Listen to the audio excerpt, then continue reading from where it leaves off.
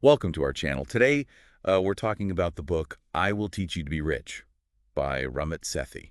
Okay. Um, so many personal finance books preach cutting back on lattes and living a life of deprivation. Right. But Sethi takes a totally different approach.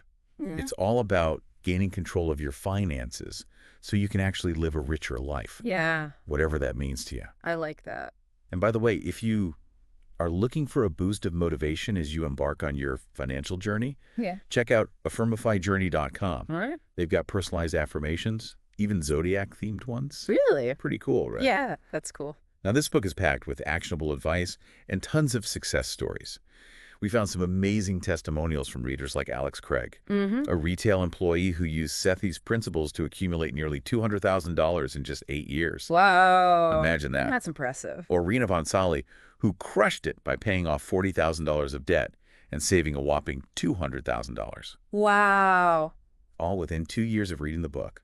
Pretty inspiring stuff, huh? What I find fascinating is how Sethi doesn't just jump into the mechanics of money management. Right. He starts by delving into the psychology behind our financial behaviors. Yeah. He draws a really clever parallel between our relationship with money and our relationship with food. Yeah, I remember that table in the book. It was like a light bulb moment for me. Yeah. He argues we often approach money the same way we approach food, sometimes mindlessly, sometimes emotionally. He even compares debating tiny interest rate differences to arguing about calories in a specific diet, Yeah. when the bigger picture is what really matters. Exactly. It's about recognizing those unconscious beliefs we have about money, those invisible money scripts, as Sethi calls them, Right. and how they influence our financial decisions. These scripts are often formed in childhood based on our family's attitudes towards money. Oh, interesting. For example, if you grew up hearing, money doesn't grow on trees, Yeah. you might develop a scarcity mindset without even realizing it. Okay, so how do we uncover these hidden scripts and break free from them?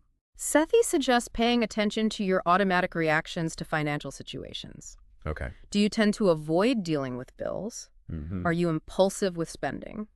Understanding these patterns can help you pinpoint the underlying beliefs driving them. Okay. Once you're aware of your money scripts, Right. you can start to challenge them and replace them with more empowering beliefs. It's like taking control of the narrative in your own financial story. But it's not just about mindset. Right. Sethi also provides a very practical, step-by-step approach to managing your finances. Yeah. He calls it the ladder of personal finance. Yes, it's a fantastic framework. Imagine a ladder with 3 rungs. Okay. The first rung is all about getting a handle on your credit cards, Mm-hmm. understanding your credit score, negotiating lower interest rates, Okay. and becoming what Sethi calls a deadbeat customer. A deadbeat customer. Someone who uses credit cards strategically, but always pays them off in full to avoid interest charges. So no more feeling guilty about using credit cards. It's about using them to your advantage. What about the next rung on the ladder? The second rung focuses on optimizing your bank accounts, finding high-interest savings accounts, Okay. minimizing fees, Mm-hmm. and setting up systems for automatic bill payments. Okay. It's about streamlining your financial life and making your money work harder for you. Okay, so we've tackled credit cards and bank accounts. Right. Now we're ready to climb to the top rung, investing.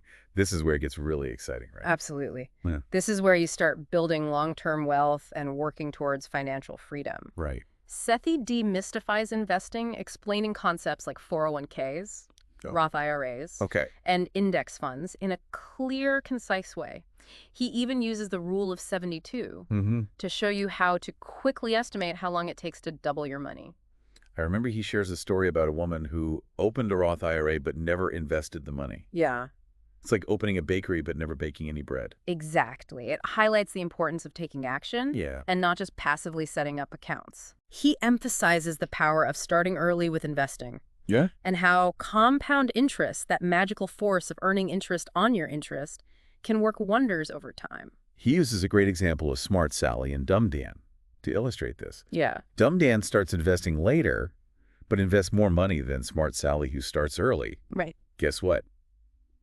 By retirement, Smart Sally comes out way ahead, all thanks to the magic of compound interest. It really drives home the point that time is your greatest ally when it comes to building wealth. It really does. So even if you can only invest a small amount right now, starting early can make a huge difference in the long run. What do you think is the biggest takeaway for someone just starting their journey towards financial freedom?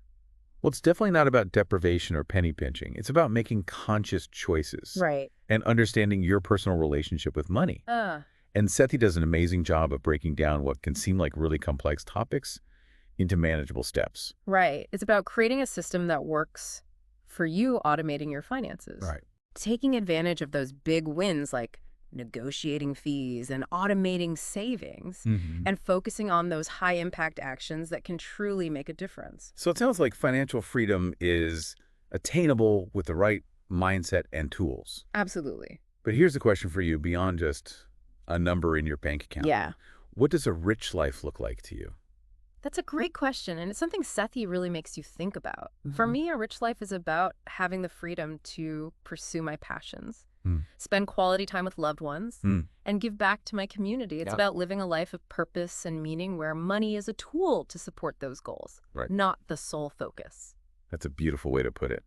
And that brings us to another fascinating aspect of Sethi's book, his candid discussions about money and relationships. Yes, he's very open about his personal approach to finances with his wife, Yeah. advocating for open and honest conversations about money, Yeah. even discussing prenups. It's refreshing to hear such practical advice about navigating potentially tricky money conversations, Right. even with parents who might be struggling financially. He even offers strategies for navigating those potentially awkward money conversations with parents who might be struggling financially. Right. It's all about approaching these conversations with empathy, Yeah. understanding, Mm-hmm. and a focus on finding solutions together. It's about creating a healthy and open dialogue around money, Yeah. which can often be a taboo subject, Yeah. leading to misunderstandings and resentment. So we've talked about the psychology of money, Mm-hmm. the latter personal finance, Yeah. and even touched on the concept of a rich life. Mhm. But there's so much more to explore. In the next part of our deep dive, we'll delve into Sethi's specific advice on investing, Yeah. tackling those topics that can sometimes seem intimidating. Okay. Stay tuned for part 2, where we'll continue our journey towards building a richer life, whatever that may mean to you. Sounds good.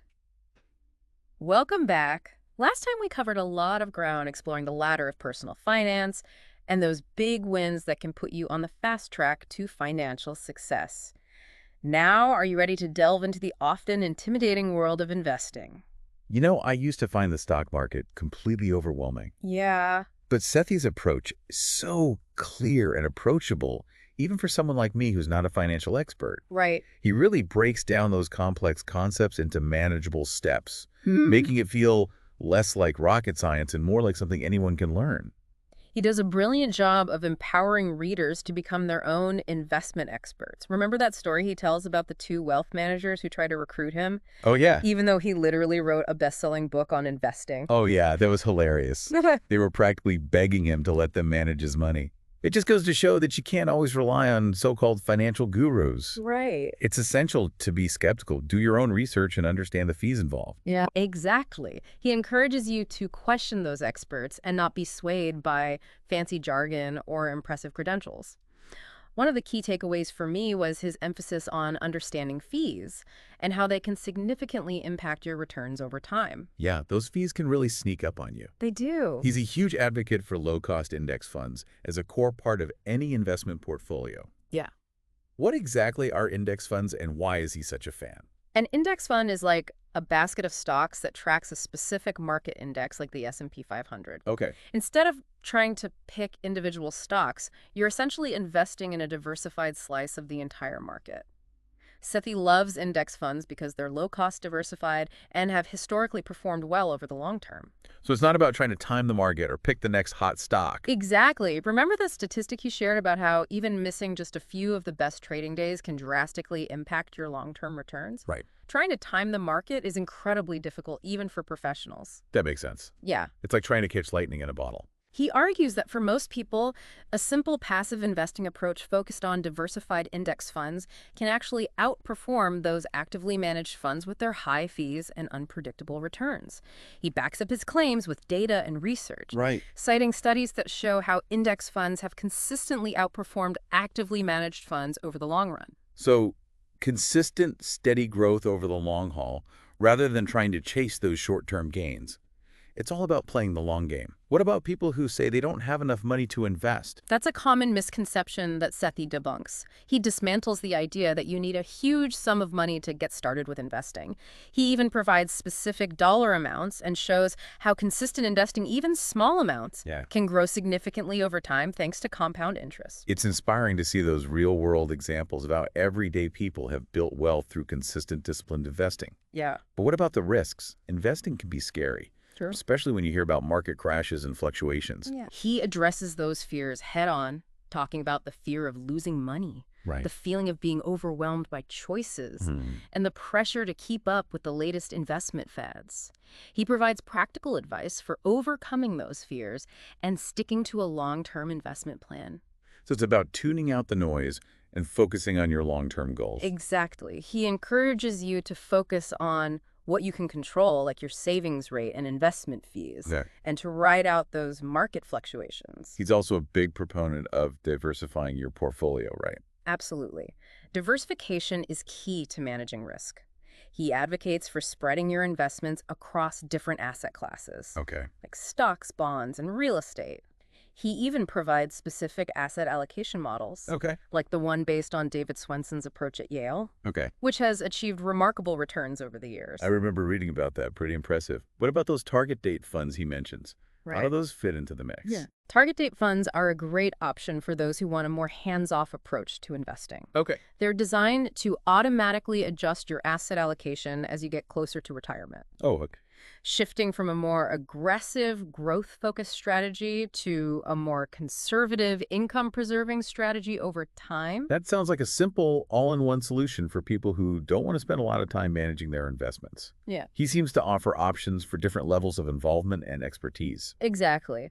Whether you're a seasoned investor who wants to build a customized portfolio or someone just starting out who prefers a more streamlined approach, Right. he provides a clear roadmap for success. Speaking of roadmaps, let's not forget his discussion of risk tolerance. Yes. He stresses the importance of understanding your own comfort level with risk and choosing investments that align with that. Absolutely.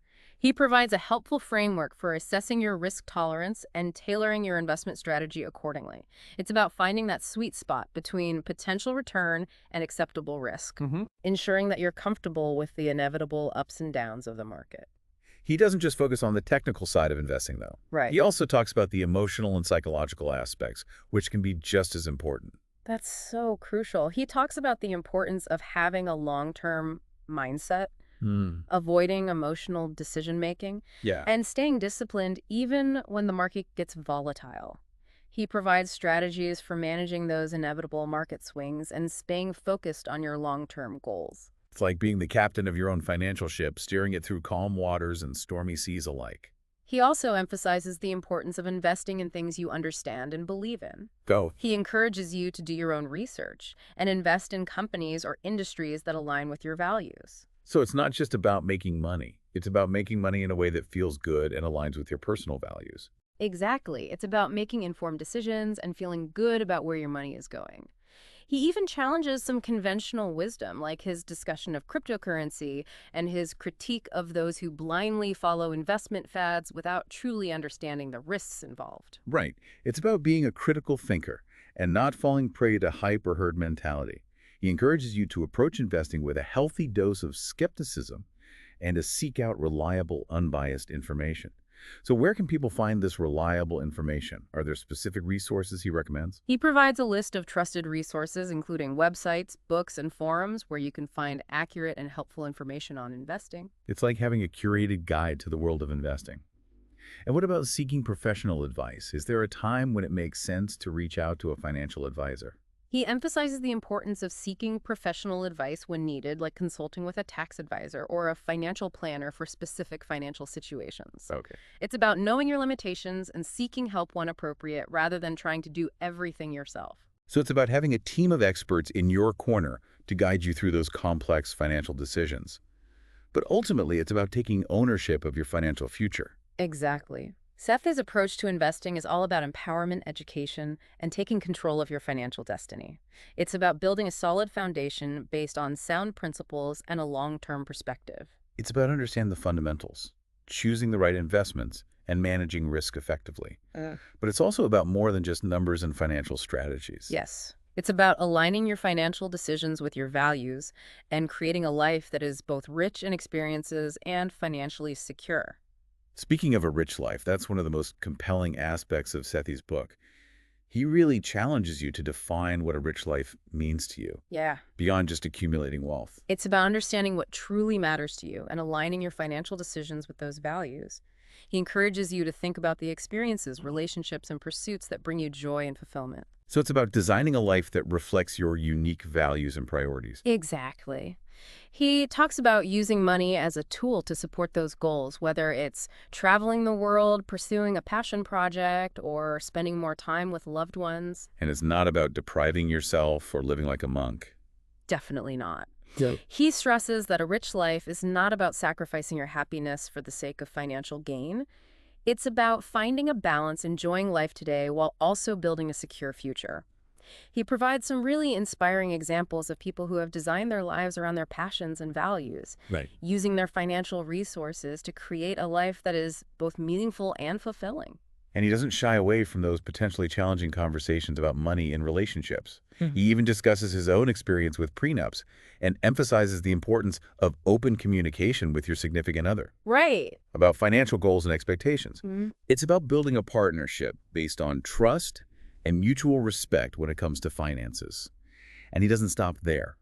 He also offers practical advice for navigating those sometimes awkward conversations about money with family members, particularly when it comes to helping parents who might be struggling financially. He stresses the importance of approaching these situations with empathy and understanding, Right. seeking to find solutions that work for everyone involved. It's about striking a balance between compassion and financial responsibility. So it's about approaching these sensitive conversations with a blend of empathy, practicality, and clear boundaries. Exactly. And it's not just about personal finances either. He talks about giving back and using your wealth to make a positive impact on the world. He encourages you to think about the causes you care about and to find ways to contribute your time, money, or expertise to those causes. He believes giving back is an essential part of a rich life. He shares some powerful stories about people who have made a difference through philanthropy, demonstrating that financial success can be a powerful force for good. It's about recognizing that true wealth is not just about material possessions, but also about the positive impact you have on the world around you. So Sethi's vision of a rich life is multifaceted and holistic. Yeah. It's about financial security, yes, Right. but it's also about living a life aligned with your values, pursuing your passions, nurturing your relationships, and making a positive difference. It's about creating a life that is rich in experiences and financially secure a life where money is a tool to support your dreams and aspirations, not the sole definition of success. All right. Now, the next part of our deep dive will delve into some specific strategies and techniques that Sethi outlines in the book. We'll explore everything from negotiating a car purchase to maximizing your credit card rewards Oh, wow. and much more. Stay tuned for part 3, where we'll continue our exploration of I Will Teach You to Be Rich and uncover even more practical tips and insights for building a richer life. Welcome back to our deep dive into I Will Teach You to Be Rich. In the previous parts, we explored the core principles of the book, from conscious spending to the psychology of money, and even tackled the sometimes daunting world of investing. Now it's time to get our hands dirty Yeah. and explore some of those specific tactics and strategies that Sethi outlines in the book. What I love about Sethi's approach is that he doesn't just tell you what to do. He actually shows you how to do it. He provides step-by-step guidance, practical tips, and even scripts for those potentially tricky conversations like negotiating with your cable company Yeah, or asking for a raise. It's like having a personal finance coach right there with you. it's true. He really equips readers with the tools and confidence to take control of their finances. Mm. And he doesn't shy away from sharing his own personal experiences, both the successes and the failures. That's what makes it so relatable. He's not just preaching from a pedestal. Right. He's been there. He's made mistakes. Yeah. And he's learned from them. Okay, let's start with one of my favorite topics, negotiation. Sethi is a master negotiator, and he really encourages readers to embrace negotiation as a way to improve their financial outcomes in various areas of life. It's not about being pushy or aggressive. Right. It's about advocating for yourself and finding those win-win situations. He provides a framework for approaching negotiations strategically, from doing your research and understanding your leverage to setting clear goals. Mm, and even being willing to walk away if necessary. He emphasizes that negotiation is not about being manipulative. right. It's about creating mutually beneficial agreements. One of the most memorable examples for me was his story about negotiating the price of his car. Oh, yeah. He didn't just haggle with one dealer. He invited multiple dealerships to compete for his business, creating a bidding war that resulted in an incredible deal. It's a brilliant example of thinking outside the box Yeah, and using a little creativity to your advantage. And he applies this same approach to other areas of life. yeah. He provides scripts for negotiating lower interest rates on credit cards, waiving bank fees, and even getting those pesky late fees reversed. I love how he empowers you to challenge the status quo and not be afraid to ask for what you want. He even provides a script for negotiating with your cable company, Yeah. who hasn't felt frustrated by those ever-increasing cable bills. His approach is all about being assertive, but also polite and persistent. He emphasizes the importance of building rapport and understanding the other party's perspective. It's not about bullying or demanding. Right. It's about finding common ground and working towards a solution that benefits both sides. His advice on salary negotiation is pure gold. Oh, yeah. For many people, that can be one of the most intimidating conversations to have. I agree. But he breaks it down into manageable steps, from researching industry benchmarks to practicing your pitch. He stresses the importance of quantifying your contributions and highlighting your value to the company. It's not about begging for more money. Right. It's about demonstrating your worth and making a strong case for why you deserve a raise. He even shares real-world examples of successful salary negotiations, showing that it is possible to achieve significant increases with the right approach and preparation. And beyond just negotiating your salary, he encourages you to think about other ways to increase your earning potential. Exactly. He talks about exploring side hustles, freelance work, Yep. or even starting your own business. It's about diversifying your income streams and creating multiple avenues for financial growth. It's about taking control of your financial future and not being solely reliant on a single job or income source. Now let's switch gears and talk about another key aspect of the book.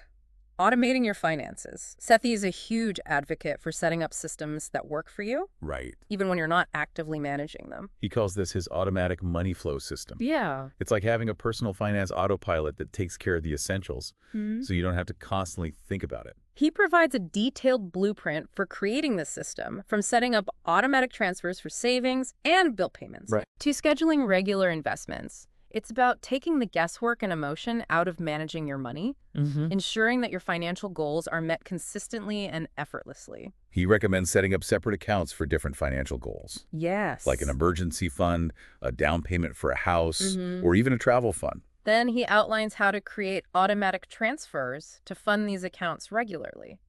So you're consistently saving and investing without having to lift a finger.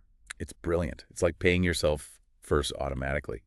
He even provides specific timelines and schedules for different financial tasks, Yeah. like reviewing your credit card statement once a month or rebalancing your investment portfolio once a year. It's like having a personal finance assistant working for you in the background. And he emphasizes that automating your finances doesn't mean giving up control. Right. You're still in charge of your money, Right. but you're leveraging technology and systems to make the process more efficient and less time-consuming. It's about freeing up your mental energy so you can focus on the things that truly matter to you. Spending time with your loved ones, pursuing your hobbies, or just relaxing and enjoying life. Now let's tackle an area that many people find daunting, budgeting. Sethi takes a refreshing approach to budgeting, focusing on conscious spending rather than restrictive rules and deprivation. I love how he emphasizes that a budget should be a tool for empowerment, Yes. not a source of guilt or shame. He encourages readers to track their spending for a few months to get a clear picture of where their money is going. Yeah. This awareness can help you identify areas where you can cut back. Right. Or make changes to align your spending with your priorities. It's about making informed choices, not feeling restricted. He provides a framework for creating a conscious spending plan, Yeah. outlining how much you want to allocate to different categories. He emphasizes prioritizing the things that matter most to you, whether it's travel experiences or supporting a cause you believe in. He even encourages readers to spend extravagantly on the things they love and cut costs mercilessly on the things they don't. It's about finding a balance that works for you, a balance that allows you to enjoy life today while also building a secure financial future. And he provides a ton of practical tips for reducing unnecessary expenses and finding ways to save money without feeling deprived. He talks about negotiating lower rates on bills using coupons and discounts and Hmm. finding creative ways to enjoy life on a budget. It's all about being resourceful and finding those small wins that can add up to big savings over time. He also emphasizes the importance of tracking your progress and making adjustments along the way. A budget is not set in stone. Right. It should evolve as your needs and goals change. It's about finding a system that works for you, a system that helps you manage your money effectively without feeling overwhelmed or restricted. And finally, let's talk about one of the most rewarding aspects of building a rich life: giving back before. Sethi believes that financial success is not just about personal gain, but also about using your resources to make a positive impact on the world. He encourages readers to think about the causes they care about Yeah. and to find ways to contribute their time, money, or expertise to those causes. He shares inspiring stories of people who have made a difference through philanthropy, Yeah. demonstrating that financial success can be a powerful force for good. He even provides practical tips for getting involved in charitable giving, from researching organizations to setting up recurring donations. It's about aligning your financial decisions with your values and creating a legacy that extends beyond yourself. It's about recognizing that true wealth is not just about material possessions, but about the positive impact you have on the world around you. So as we wrap up our deep dive into I Will Teach You to Be Rich, Yeah. I'm struck by how comprehensive and empowering this book truly is. Mm-hmm. It's not just about managing your money. Right. It's about designing a life of abundance and purpose. Mm-hmm. It's about understanding your values, Yeah. setting clear goals, Mm. and taking action to achieve those goals. It's about creating systems that work for you, automating your finances, and Yeah. freeing up your time and energy to focus on the things that truly matter. It's about negotiating for what you deserve, building multiple sources of income, and investing wisely for the future. And it's about using your financial resources to make a positive impact on the world, creating a legacy that extends beyond yourself. This book provides a roadmap for anyone who wants to take control of their finances and create a richer life. A life filled with purpose, meaning, and financial security. We encourage you to explore the book further, to delve into the specific strategies and techniques that resonate with you, and to start taking action today. Remember, financial freedom is within your reach. It's time to start building your rich life. And for those of you who want to dive even deeper into personal finance, be sure to check out lingopediamagazine.com. Oh, great research. They've got a fantastic selection of courses and ebooks to help you expand your financial knowledge even further. And don't forget to subscribe, share, and like this podcast to support our channel and help us reach more people on their journey to financial freedom. Thanks for joining.